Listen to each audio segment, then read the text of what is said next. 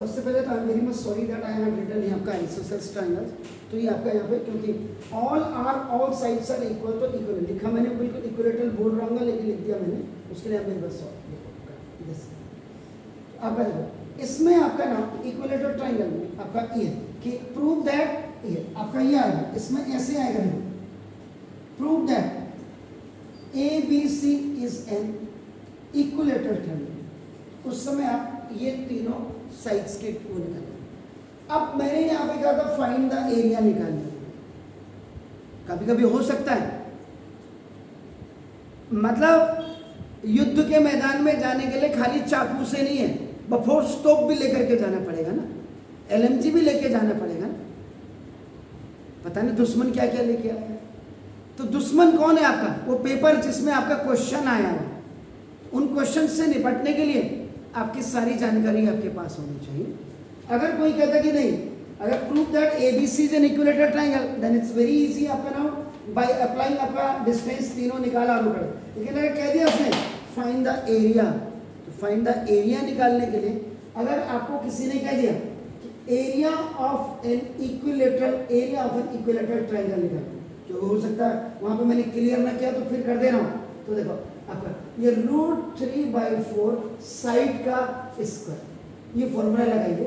यानी कि साइड का मतलब यहाँ पे से साइड इज इक्वल आपकी कोई भी हो सकती है, आपका आइदर AB, आपका BC और C, आप कुछ भी लिख सकते हैं आपका, जो कि ऑल आर इक्वल। तो ये फॉर्मूला आपका यूज हो सकता है। याद रखिए, कभी कभी इन क्वेश्चंस में कह देता है कि find the perimeter of an equilateral triangle. तो आपने क्या करना है, आपका ये सारी साइड से, क्योंकि सारी ऑल आर क्या है, इक्वल है, तो उसके बाद आपका फॉर्मूला आपका क्या हो जाएगा, देखो perimeter of an equilateral triangle is equal to 3 into side हो गया, 3 इंटू A। ये हमेशा यूनिट स्क्वायर में आएगा, इसकी यूनिट और एक खाली यूनिट होगी, यानी कि सेंटीमीटर, मीटर, ये सेंटीमीटर स्क्वायर, मीटर स्क्वायर हो सकता है। अब आपका क्लियर हो गया। यहाँ पे डाउट जो था, अगर कहीं पे डाउट है तो देखो अपने, हो सकता है स्कूल टीचर ने आपको दे दिया अभी कि आप एरिया निकालो, तो घबराने की जरूरत नहीं है। आपका first you have to find out all the sides and by using आपका ना बोथ द फॉर्मूला। पेरीमीटर निकालने के लिए बोलता तो पेरीमीटर निकाल दो, और ये निकालने के लिए बोलता। और इसी में आपका अगर उसने कह दिया फाइंड द, इसी में शायद कई बार हमारा क्या होता है, इसमें फाइंड द थर्ड कोऑर्डिनेट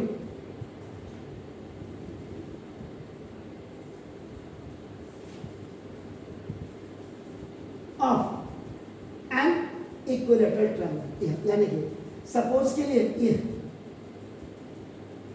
ये A आपका नाम, ये गिवन है, ये भी गिवन है, और आपका ये B, ये भी आपका गिवन है, ये भी आपका गिवन है, और C आपको बोल दिया ये फाइंड आउट, यानी कि X3 भी निकाल के बताओ और Y3 भी आपको निकाल के बताओ। कभी कभी ऐसी दुर्घटना भी आपके सामने हो सकती है।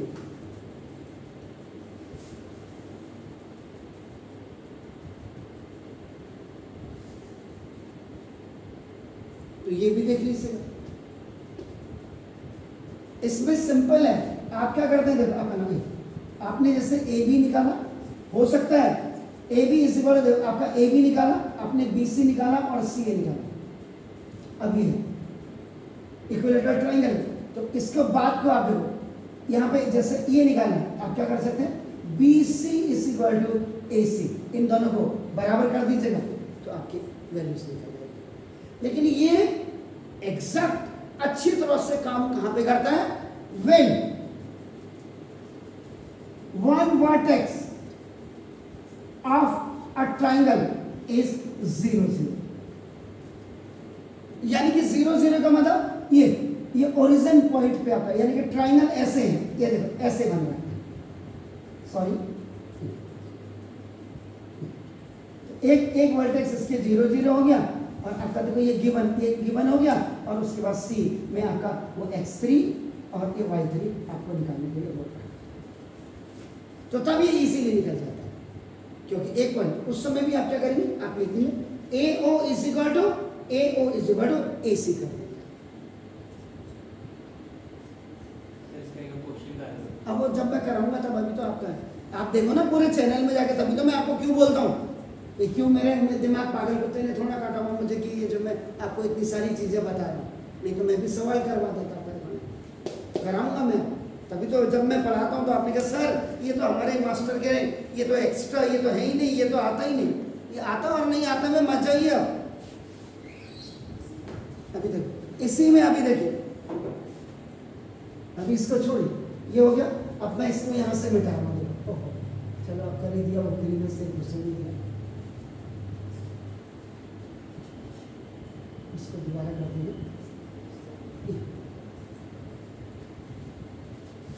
आप जो सोचते हैं, आप लोग सोचते हैं कि ये क्या नहीं करता, अरे ये तो पास होने वाले के लिए है, किसने कहा भाई थोड़ा ही पढ़ना है, कैरियर बनाने वाले के लिए थोड़ा, ये तो कैरियर बनाने वाले के लिए जो मैं बता रहा हूँ आपको बता सकती है। अब ये इसको मैं फिर बना दे रहा हूँ, जो मैंने मिटाया देखो, A and B and the coordinate is x1, y1 और x2, y2 and ये डिस्टेंस एक्चुअली ये दो के बीच का डिस्टेंस निकालेंगे। कभी कभी ये क्या कह देगा आपको, अब आप तो इतने बड़े बड़े स्कूलों के बच्चे हैं, पढ़ रहे हैं, आप खुद ही देख लीजिएगा ना। इसमें क्या आएगा, कभी कभी क्या कहेगा, find the coordinates of circumcentre of a triangle. ऐसे भी क्वेश्चन आते हैं, अगर क्लियर नहीं हो फिर लिख देते थे। Find the coordinates of circumcenter of a triangle. Circumcenter, encircle, centroid, orthocenter, ये सारा मैंने एक दिन बोला था, ये पूछिएगा अपने स्कूल टीचर को 12 एनी हाउ। अब इसमें क्या होगा, इसमें सर्कमसेंटर का मतलब आपका ना देखो, जैसे पहले ट्राइंगल बनाएंगे आप,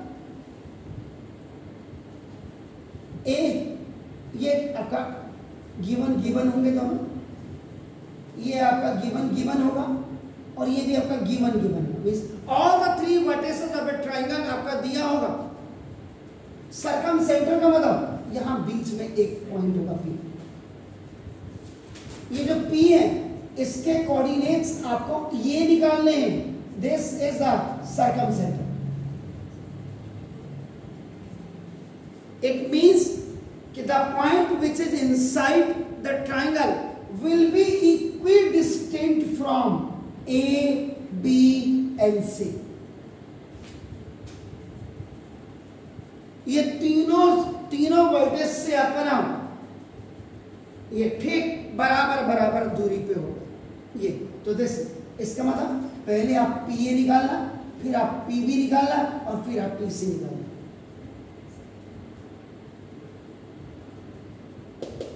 देख लीजिएगा, पहले आप PA निकालेंगे, डिस्टेंस बिटवीन 2 पॉइंट्स। क्या बोला मैंने, अब ये निकलता कैसे है,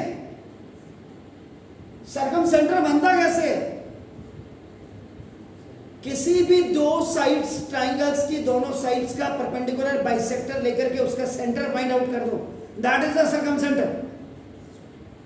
कोई भी ट्राइंगल आपका either that is the scalene triangle, main आपका जो है, अगर बहुत ज्यादा परफेक्शन आपको चाहिए तो स्केलेन ट्राइंगल से आपका बहुत सारी चीजें आपकी क्लियर होगी। What I said to you, अगर आप लास्ट टर्म में आप याद करिए मैंने क्या बोला था, median, perpendicular bisector, angle bisector एक ही लाइन होती है, इक्विलेटरल ट्राइंगल और isosceles triangle, but they have the different function. लेकिन व्हेन यू विल सी, ये अगर आप द स्केलेन ट्राइंगल, उसमें एंगल बाइसेक्टर अलग दिखता है, उसमें परपेंडिकुलर बाइसेक्टर नहीं होता, खाली परपेंडिकुलर होता है, याद रखिएगा, और उसमें एंगल बाइसेक्टर। तो ये चीजें बहुत क्लियर, इसीलिए मैंने आपको कहा कभी कभी आप दूसरे राइटर्स की किताब, एनसीईआरटी तो खाली बहाना है आपके यहाँ, किताबें तो इतना बड़ा बंडल स्कूल वाले कहते हैं उस दुकान से लिया, सारे हैं, सारे स्कूल वालों ने, क्योंकि कमीशन कहां से जाएगा। मैं आपको प्रत्यक्ष एग्जाम्पल बताऊं, मैं अपनी बेटी की किताब लेने जा रहा था, हल्द्वानी का सबसे प्रतिष्ठित दुकान वाला है, मॉर्निंग की बात हो। उसके बाद मैंने कहीं जब मेरी बेटी 9th में थी, तो उस समय की और आज में बहुत है, आज तो आप भी 9th में है, देखो आपका नाम। तो सुबह सुबह जब मैं पहुंचा दुकान में, तो बिल बना साहब 3600 रुपये, 3600 उस समय।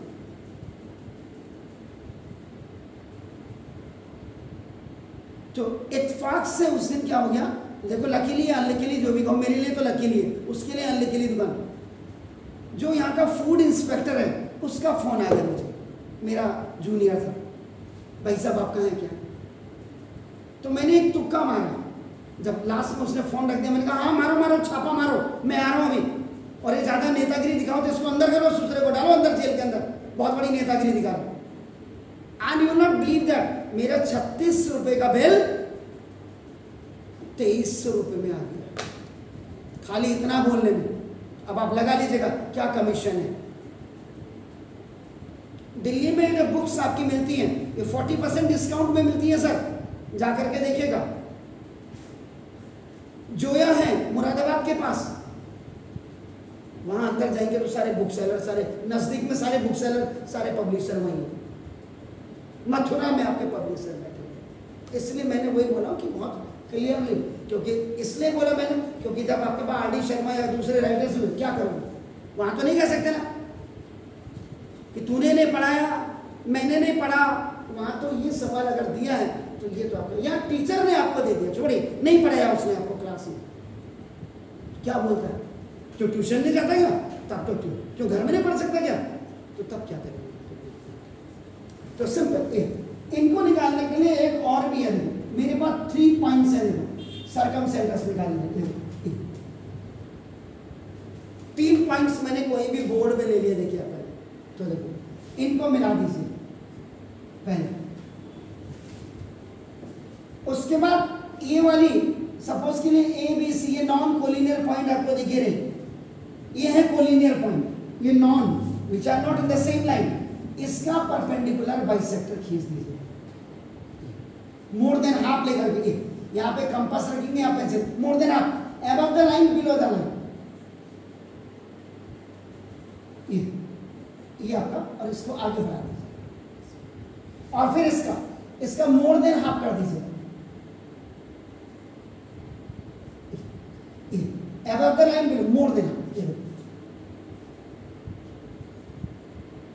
ये दोनों आपका परपेंडिकुलर जहां पे मिलेंगे, ये आपका जो सेंटर होगा, this is the सर्कमसेंटर।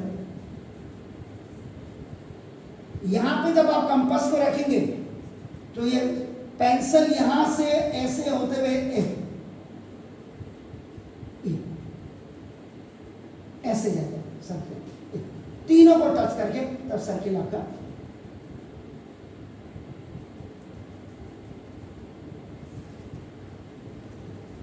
This is called the सर्कमसेंटर।